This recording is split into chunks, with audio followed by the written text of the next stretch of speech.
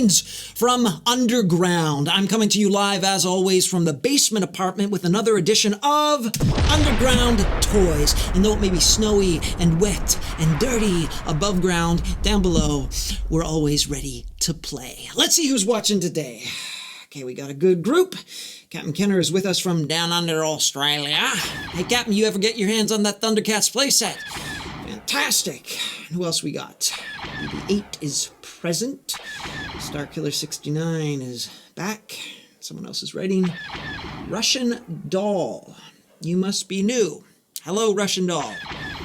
You're here. Great. Thanks for joining us. Let's get this show on the road. Underground this week, we've got all your vintage favorites, including He-Man, G.I. Joe, Ninja Turtles, Battle Beasts. Remember them?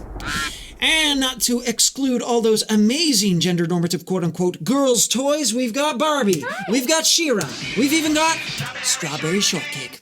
Love that smell. And of course, as always, we have the best toy line ever created, the Kenner 1977 to 1983 vintage Star Wars collection, the golden age of action figures. Now, I know there's been a push from some idiots above ground to talk about the new products of these lines, and I must admit I have been tempted by the dark side to purchase some of these bastardizations, but there's a message. You're ignoring some great additions to the... Okay, thank you, BB-8. I'm happy you feel there are some great additions. I do not share that opinion. Mistakes have been made by certain toy companies, I won't say which because they're probably watching, who've tried to rip off our collective nostalgia by selling us uninspired crap, banking on the fact that we'll never take it out of the box. Shame on you, corporate bloodsuckers, and shame on all of you out there who play it safe and keep your toys in the box. My play space is not a safe space. Toys are meant to be played with. Please.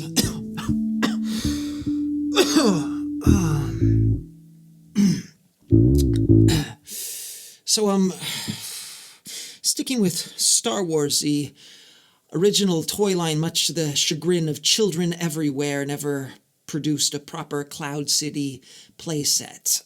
You know what I'm talking about. It's a place where Luke gets his hand cut off, and Darth Vader tells him, I am your... No spoilers. It's also where Han Solo gets frozen in carbonite. Now, for better or worse, this playset never existed when I was a kid, but that didn't matter, and I'll show you why. Let's go!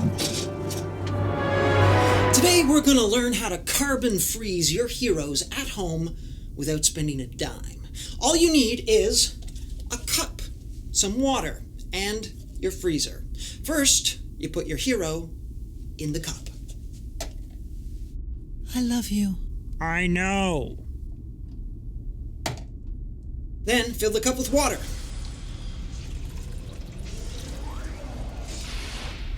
Then, put the cup in the freezer. And later that day, voila. And you can freeze almost any action figure. It doesn't have to be your hero. In this case, I froze a little Ugnaught. If you remember, they're the pig-faced indentured servants who operate the carbon freezing facility. Perhaps this fella had a workplace accident, fell into the chamber, and now remains frozen in perfect hibernation. But despite being one of the most unheroic characters in the galaxy, I think now would be a good time to thaw him out.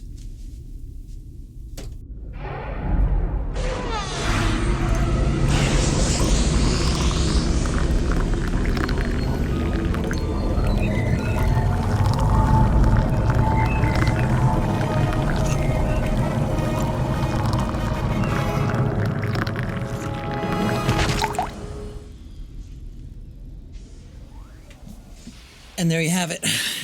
I'll just put his little bib on. Oh, we have a message.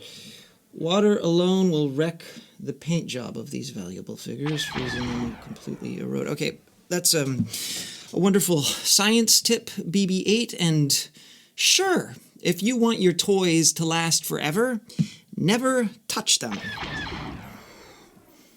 BB-8 wants us all to know they have an original Obi-Wan Kenobi and its package worth over 76 grand.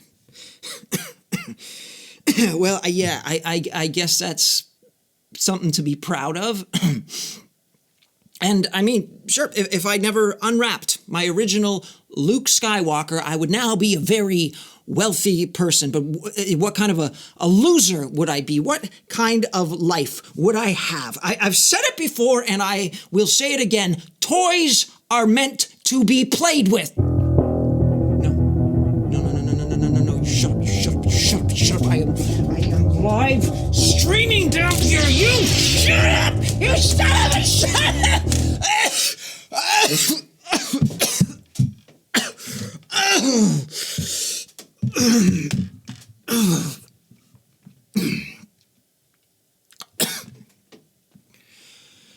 My apologies. I hate my upstairs neighbor.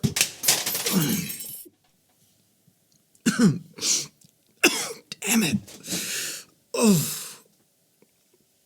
God, you may have noticed I'm a little under the weather. A little bit spiteful. I think there's something wrong with my liver. But I'm not going to see a doctor. I should, but I won't. And that is my choice, my spiteful choice. Your neighbor deserves to die. Well, thank you, Starkiller. I'm sorry, this is not how I wanted the show to go today, obviously, so I think now may be a good time to fade to black. Remember to like and subscribe. And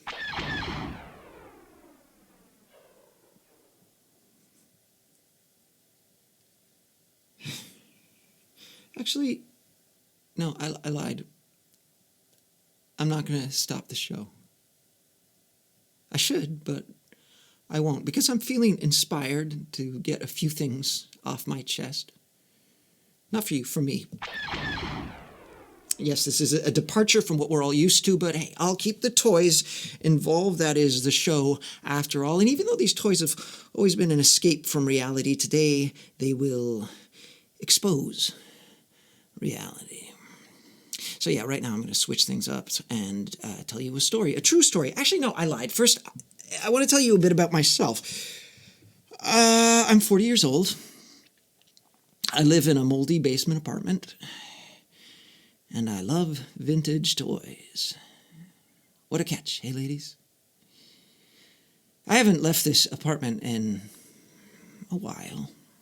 A day, a week, a year. Who's counting? My most recent employment was a dead-end job at a government call center. I won't say which department because they're probably watching. Hi, guys. I was bad at my job. I was rude. And I like being rude. I like knowing that I could wreck a person's day, you know? There's power in that. Not a lot, but enough. And please, don't think I'm asking for forgiveness for anything here. I'm smart enough to know that getting atonement from an online community is like asking a school of piranhas to teach me how to swim. By the way, I lied when I said I was spiteful. I lied out of spite. I'm not spiteful. I'm not bad. I'm not good. I'm not a hero. I'm not even an insect. I'm nothing, really. I'm just someone pathetically trying to reassure myself that the reason I'm such a failure is because it's impossible for an intelligent person to become anything in this world, and only idiots become something. And oh, we just lost BB-8. Well, that's okay. You know, the fewer folks watching, the more honest we can be. So let me get my story straight. It's snowing today. It was snowing yesterday and the day before that. I think all this wet, dirty snow made me think of this story, which has been running around my head like some annoyingly catchy song stuck on repeat. And I think if I say it out loud, I might just get rid of it, purge the damn thing. Like I said, this is for me, not you. I'll call this A Story of Wet Snow. And let's have some fun with this.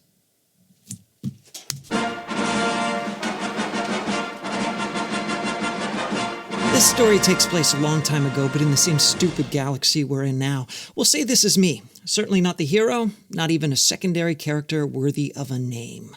So more than appropriate for our purposes. My life was already a bit of a mess. I lived in a moldy basement apartment, surprise, surprise. And I hated my upstairs neighbor. Every day, I'd go to work. Step out of the elevator and try not to associate with anyone. Hey, buddy, you catch the game last night? What a finish. Are you guys talking about the game? Yeah, the game. What a finish. The game. The game. The game. The game. The game. What a finish! After work, I go to this dive bar. I'd sit there, hoping that something would happen. Maybe someone would talk to me, someone similar to me, or maybe even better, I'd get in a fight. Maybe I'd get thrown out a window, just like in a movie. But yeah, that never happened. Nothing ever happened. Nobody even noticed me. Ever. So I'd go home. To my underground. And dream of the life I was meant to have. And believe me, in these dreams, I bore no resemblance to that pathetic little man in the above-ground world. Here, I was a hero. Use the Force. Yahoo! Great shot, kid! That was 1 in a million! Here, there were moments of ecstasy.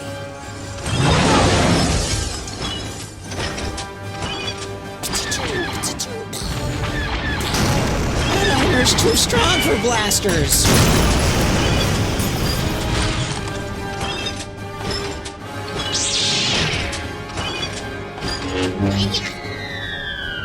Wow! That got him! Yay! Here, there were moments of triumph.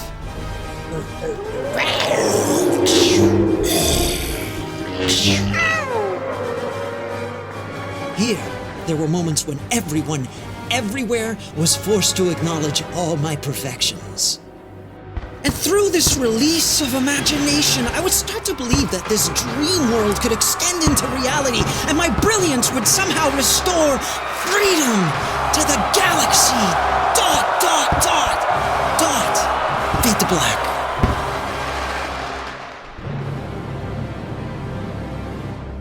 Someone, I can't remember who, said we'd all stop being bad, I'm paraphrasing, when we figured out that it's to our advantage to be good. And no one can act knowingly against their own advantage. But here's the thing.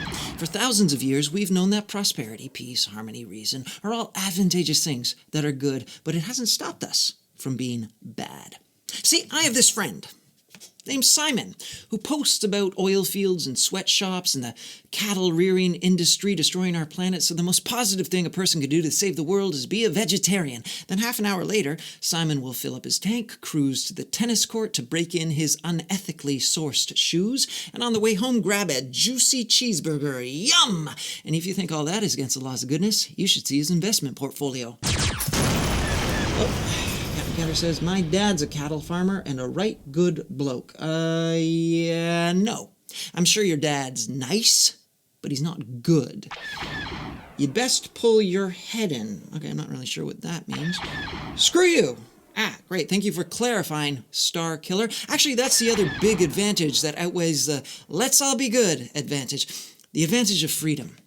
The freedom to say, screw you, I do what I want. So yes, Captain Kenner's nice meat-making dad is either an idiot or bad or both for perpetuating an archaic and unnecessary activity that's rapidly destroying our planet, but at least he's free to do so. And we just lost a captain. And quite a few others, I see. But not everyone.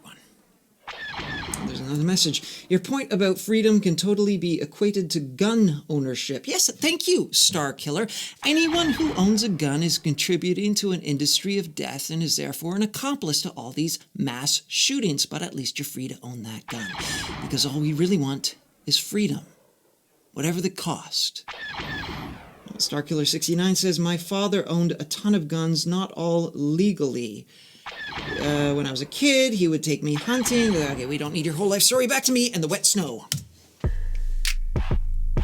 As much as I got plenty of unconditional love from my dream world, eventually I'd feel an urge to burst forth from underground and embrace the whole of humanity. And for me, that meant visiting Simon. Simon was an old school acquaintance. For the most part, I hated everyone at school, and they hated me, but I couldn't deny that I had a very real need for people, for friends. So I made an effort with Simon. And despite his hypocritical social media presence, Simon was tolerable enough. Knock, knock, knock! Oh, hey, I didn't realize you had company. You could have called first. Well, I was in the neighborhood, and I don't have a cell phone, so... Wait, you don't have a cell phone? You remember Freddie and Tim from school? Hey, guys. Of course I remembered these two doorknobs. Freddie was, and always will be, an obnoxious little coward, while Tim was just another meathead jock who never had an original thought in his life. You said it, Tim. How can you not have a cell phone? I'm just not interested in the government tracking my every move. I thought you worked for the government. It's a call center for the municipal government. After that, they pretty much ignored me. So, we'll meet at the Hotel Paris at 7 p.m. Zach is gonna love it. You guys are still in touch with Zach? Pretty easy to stay in touch with someone when they have a cell phone. What's Zach up to these days? Zach was the classmate I hated the most. Not because he was particularly mean, but because he was so damn sure. His law firm is moving him to the head office, so we're throwing him a celebration dinner. Zach's a lawyer? That's a cushy gig. Beats a government call center. Sorry, municipal government call center. So I'll cover dinner and drinks, and you guys pay me back. For the three of us plus Zach, the whole thing should be around 800. If you include me, we're looking at closer to 1,000.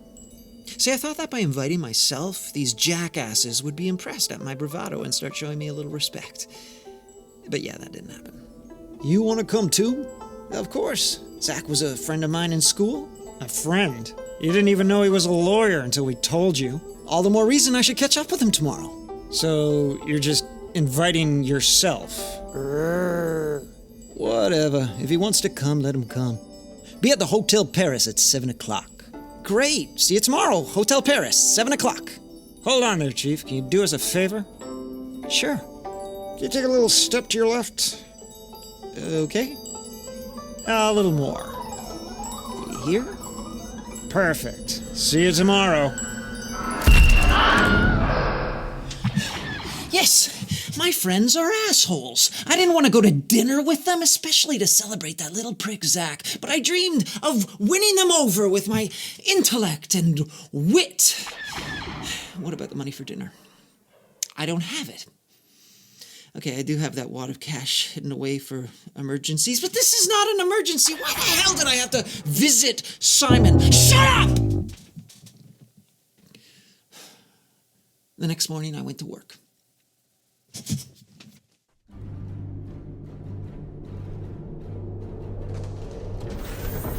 The game! And took the elevator all the way to the top. Knock, knock, knock!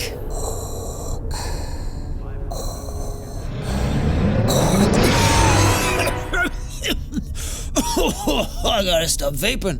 What can I do you for? Well, actually, Mr. Spinello, I was, Hey, call me Tony! Sure thing. Tony?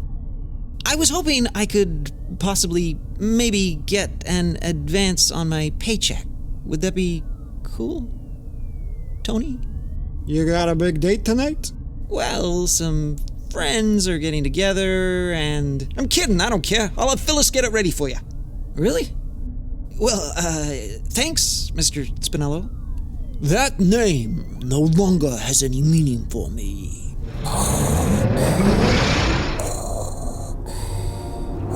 Right, yeah, well, I meant to say... Tony. At 7 o'clock that night, I arrived at the Hotel Paris in style in an Uber Lux.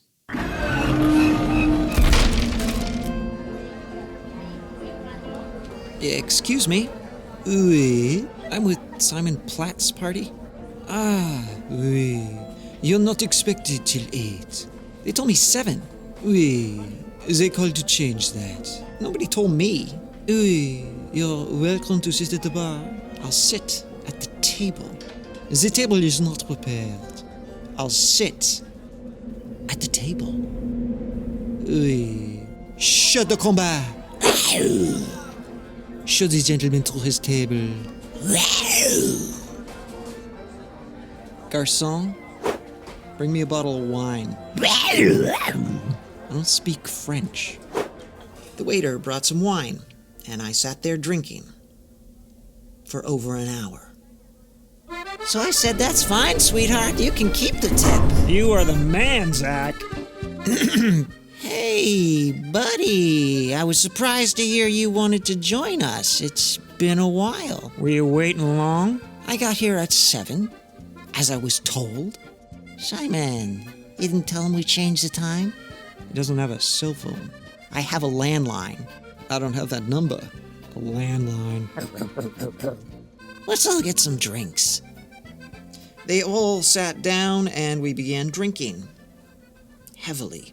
So, buddy, you're in government? A government call center. A municipal government call center. Well, I guess that's something. And the compensation is agreeable? The what is what? How's the pay? Is it enough for dinner at a French restaurant? Can we talk about something a little more intelligent? Now he wants to show off his intelligence. Let's all get some more drinks, and I'll tell you all about how I almost got married a couple days ago. And then came some meandering, name-dropping anecdote that had nothing whatsoever with anyone almost getting married a couple days ago. You are the man, Zach. Whenever Zach spoke, they listened with a kind of reverence. Why the hell did they love him so much? If only they knew what I am capable of. If only they... What am I doing here? I'm an idiot. Get up, now. Leave, without saying a word. Of course I stayed. And drank. And drank. And drank. That's the great thing about having a secretary. She's paid to say yes to everything. You are the man, Zach. Cheers to Zach. Yes! Before I drink to anyone, I'd like to make a little speech. This should be intelligent. Dear courageous Zach, let it be known that I hate speeches and people who give speeches and vanity, and that's my first point. And now my second point.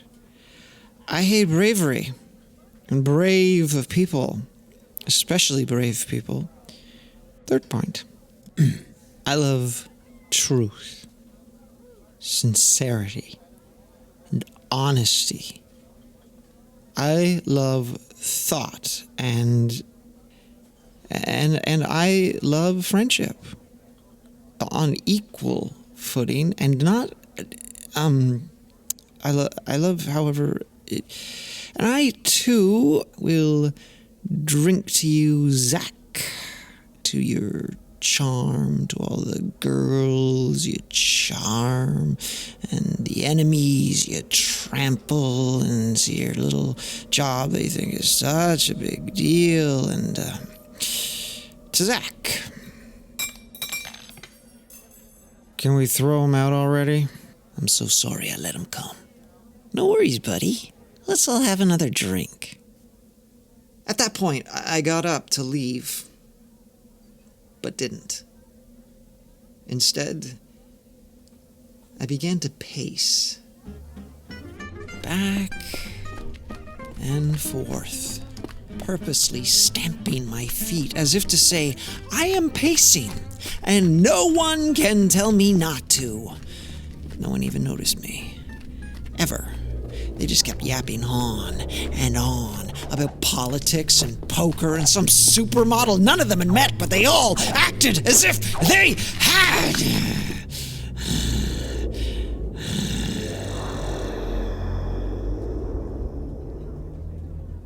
Gentlemen, I believe it's time to go to the Tashi station to pick up some power converters.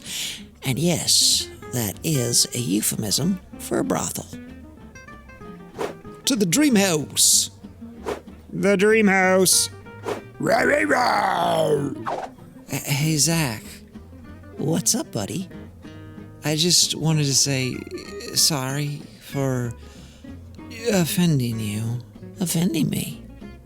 You think you can offend me? You should know that you could never, under any circumstances, offend me.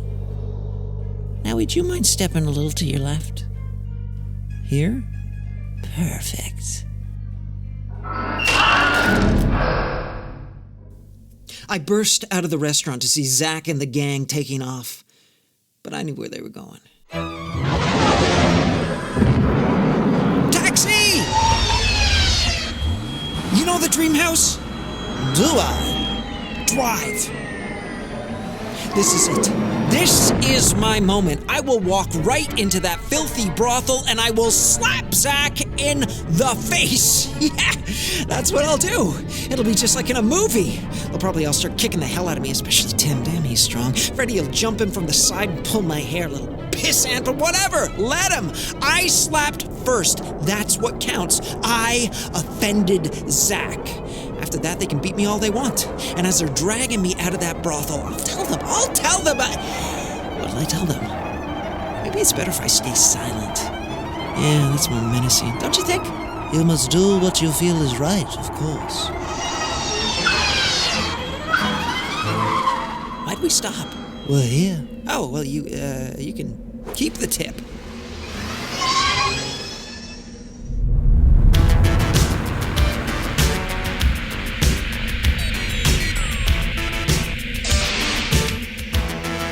Hey, Dollface, where are they? Of whom do you speak? You know, Zach and Simon and, oh yes, those gentlemen are presently indisposed. You mean I'm too late? Damn it. But you know what? Maybe it's for the best. I mean, I would have slapped him. I would have definitely slapped him, but now it's impossible. So, yeah, guess that settles that. I was about to leave when before me flashed a pale face with strange eyes and an even stranger haircut. Something nasty stung me, and I went straight up to her.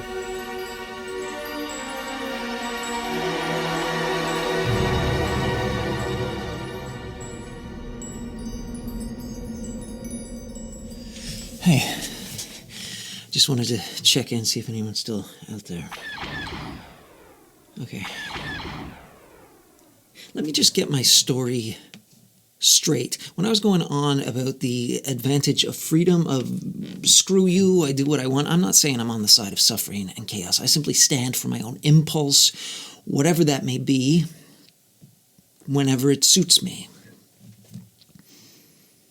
Whether it's good or bad, sometimes it feels great to break something. It was 2 a.m. when I came to my senses. The whole humiliating evening came back to me at once, and even though it had just happened, it felt like it was a long time ago when a cat... Oh God, she's awake. Hey. What's your name? Liza. Leia? Liza. Oh. Nasty weather. This snow. So, you from around here? Small town. Not far. Been here long? A couple weeks. Huh. How'd you end up becoming a what? A prostitute. You mean sex worker? Sure. Yeah. Sex worker. What's it to you? It's nothing. It's just a pity. For who? For you. Don't bother. Don't bother. Really? Here I am making an effort. Trying to have some kind of connection with the person I just... All right. If that's the way she wants to play. You just wait, Liza. But what do you think of this path you're on? I don't think anything. Yeah, see, that's the problem. I mean, look at yourself. A complete stranger just paid to have sex with you, and we didn't say 2 words to each other until now. It's degrading for both of us. You're still young, good looking. Don't you want to fall in love? Get married? Be happy? Who says marriage makes you happy? Sure. Okay, maybe not all marriages, but even so, it's got to be better than this. I gave you 2 years, maybe less. You'll be spent. You look like you're 50 years old. And it's not just your body that's going to pay, it's your soul. That's what you're really giving up for any drunk with money. It's disgusting. Yes, fine. It's disgusting. So what? Finally, she starts to bite. You think this doesn't mean anything, Liza? It's love you're giving up. Your love should be priceless. No one should be able to buy it and waste it like this. If I met you somewhere else, I'd probably fall in love with you. I know I would. I'd be ecstatic if you just looked at me, let alone spoke to me. But here, all I have to do is whistle and you're mine. For as long as I want. Which won't be for long. That's the thing about sex workers. I'm not paying to be with you, I'm paying to be rid of you. You ever want children, Liza? I love children. They're so full of hope and imagination and dreams until they grow up and are ruined by places like this.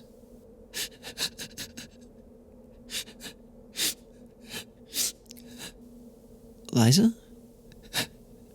Liza, I'm sorry. I didn't mean to.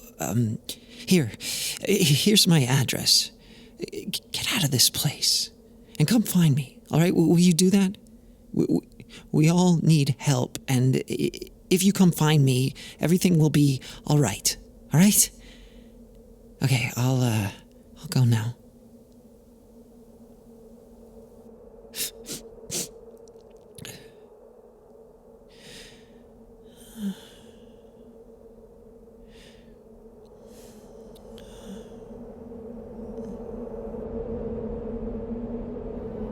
I walked all the way home, in spite of the snow falling in thick, wet flakes. Please don't pick up, please don't pick up, please don't pick up. You've reached Yes. Simon. I'm busy. Voicemail. Catch you on the cloud. Simon, that was a wild night. Hey, buddy. I wanted to let you know I Venmo'd you some cash so we're all squared up. Anyway, sorry if I got a little out of control. I vaguely remember offending Zach, so please pass on my apologies to the rest of our gang. Hope you all had as much fun as I did.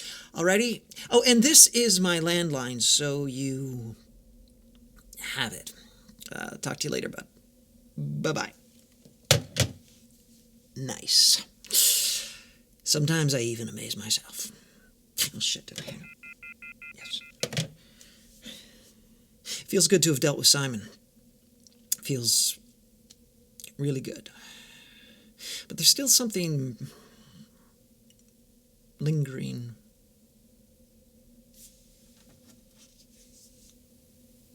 Liza, why did I give you my address? What if you show up? Before I came off as some kind of hero, and now whatever, she's not going to show up. But then again, why shouldn't she show up? I mean, if I were her, I'd already be here. I'd be here right now, so where the hell is she? And why couldn't I be that hero? I could save her, develop her, educate her. The rain in Spain stays mainly in the plain. By George, she's got it! She might even start to love me. I'd pretend not to notice until at last she throws herself at my feet and says, "I love you." And I'd say, "I know." And we'd get married. And have big, beautiful kids. And a big, beautiful dog. And a big, beautiful house. And live happily ever after.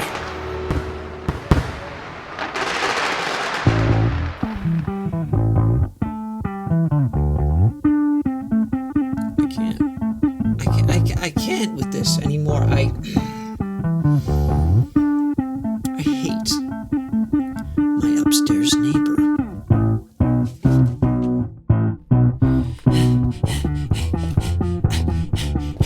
Knock, knock, knock! What's the problem, bro? You are the problem! I hear everything down there, and just because I live below you does not mean I am beneath you! You don't like my music, bro? Music? You call that music? I thought it was the only decibel loud enough to drown out the relentless sound of your inadequacies! You're an asshole, bro. You're an asshole! Screw you. Screw you too!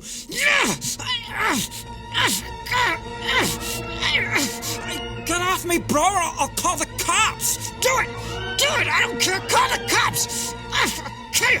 I'll kill you! Hey, watch the jetpack, bro! Cowabunga, dudes! Hello there. Oh, my rheumatism. Captain's log. Stardate. Oh, look who finally showed up. You, piss off. And you, come on down.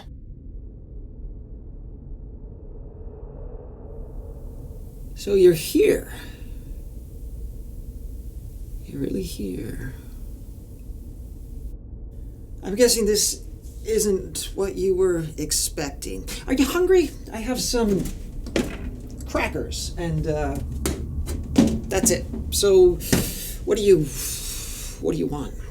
Well, you said. Oh, right, yeah, I said some pretty pathetic stuff, but it was a joke. I was joking. I was laughing at you. I'm laughing now at you. See, last night, was it last night, last week, last year? Who's counting? Before we met, someone insulted me, and I came there to your place of work to get back at them, but I was too late, so I took it out on you. There's power in that, not a lot, but I wasn't there to save you. Is that what you thought? I thought you... But like an idiot, I gave you my address. I don't know why I did that. Now that you've seen me like this, the way I live, I can never forgive you for that because I'm vain. And for what I'm confessing to you now, I will also never forgive you. And I hate you for that because I lied to you, because I only talk a good game, I only dream in my head. But do you know what I want in reality? That you all go to hell. I want the whole world to go to hell. Do you understand? Then a strange thing happened. Liza understood everything. She understood that I was unhappy. She put her arms around me and we both burst into tears. Finally, my real life resembles that imaginary dream life, and just like in a movie, now is the moment when the camera fades to black.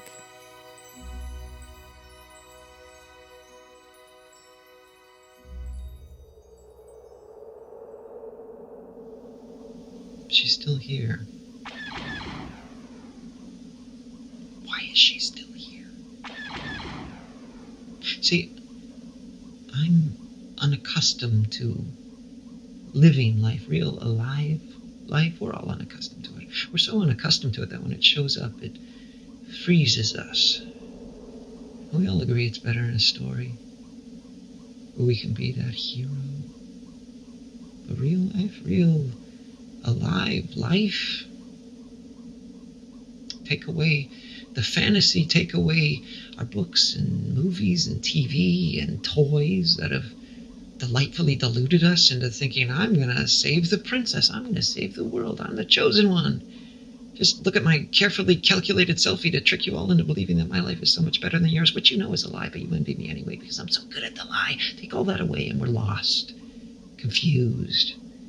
We don't know what to join, what to buy, what to love, what to hate. It's a burden for us to be human with our own real bodies and blood. We're ashamed of it. We're ashamed of bodies and blood.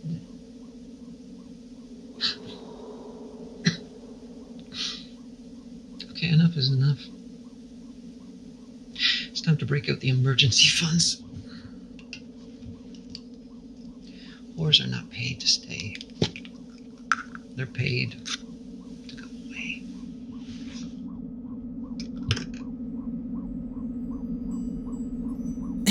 I left your money on the desk, so we're all squared up. I'll let you get your things together. Take your time. There's no rush.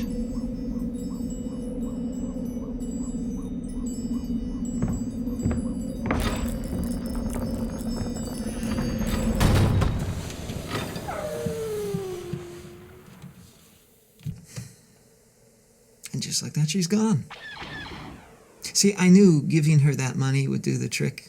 I mean, maybe it was a bit spiteful, but did she really expect that I could love her? Or worse, what if she loved me? I could never respect her if that were the case. It's like I would never want to be part of a club that would have me as a member. But then again, isn't that why I'm talking to you? I mean, if you've made it this far, if you're still watching, then you've passed the test. We've got a club, you and me. We're in it. Together. And there's power in that. Not a lot, but enough. Because all of us underground, we know exactly what they're thinking up there. We've been listening through the cracks in the floors for years, decades, centuries. Who's counting? And when we come out and let loose, they better keep us on a short leash because we know what's going to happen. We know it. Like 2 times 2 equals... Rosendell says, keep your money.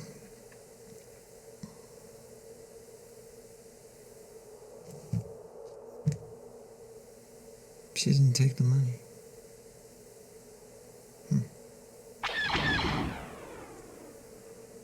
Get your story straight. I'm not the one who needs saving.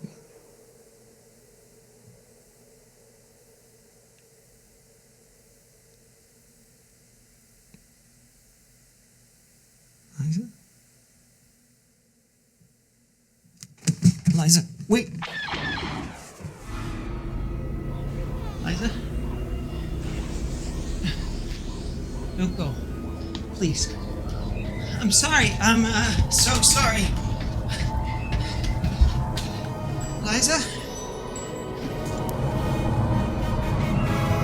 Liza?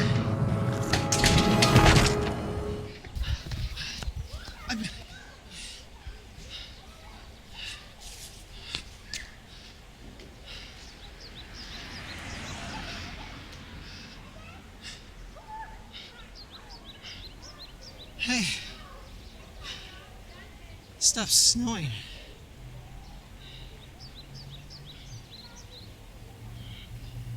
I think now may be a good time to fade to black.